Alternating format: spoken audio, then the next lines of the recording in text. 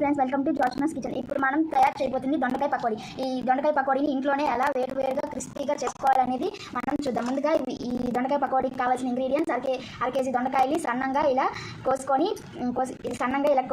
ఉంచుకోవాలి, ఒక పక్కన ఉంచుకోవాలి. తర్వాత ఆ దొండకాయలకి సరిపడినంత చెనా పలుకుల్ని మనం వాటిలో ఇలా యాడ్ చేసుకుంటూ ఉండాలి. తర్వాత హాఫ్ టీ స్పూన్ పసుపు యాడ్ చేసుకోవాలి.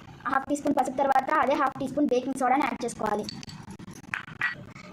కారం వేసుకుంటే మనకి పకోడీ అనేది బ్లాక్ కలర్గా వచ్చేస్తుందండి. కాబట్టి మనం పచ్చిమిరపకాయలు ఒక 10 పచ్చిమిరపకాయలు అనేది తీసుకొని మిక్సీలో వేసుకొని ఇలా ముద్దగా చేసుకొని ఇలా చుట్టూ రౌండ్గా వేసేసుకోవాలి. తర్వాత రుచికి సరిపడినంత సాల్ట్ అనేది మనం యాడ్ చేసుకోవాలి.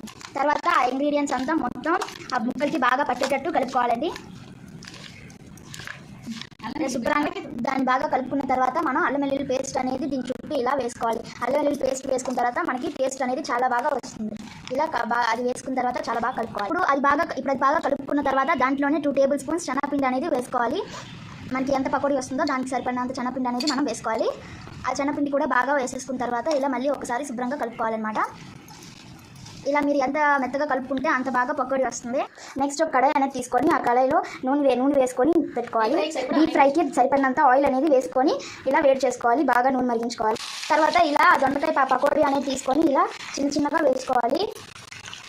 చూసారు కదా, ఇలా అది వేసుకున్న తర్వాత ఇలా కలుపుకోవాలి. చూడండి,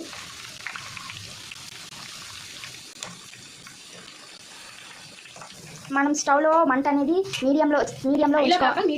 ఇది అంతా అయిపోయిన తర్వాత ఇలా వాటిని ఒక బౌల్లోకి తీసేసుకోవాలి. చూడండి, ఇలా టేస్టీగా వస్తుంది, క్రిస్పీగా, కలర్ బాగా వస్తుందండి. చూడండి, ఇలా చాలా క్రిస్పీగా వస్తుందండి. చూడండి ఫ్రెండ్స్, చాలా క్రిస్పీగా వచ్చింది కదా. సో ఇలా మీరు ఎప్పుడైనా ట్రై చేసుకోవాలనుకుంటే ఇలా చేసుకోండి.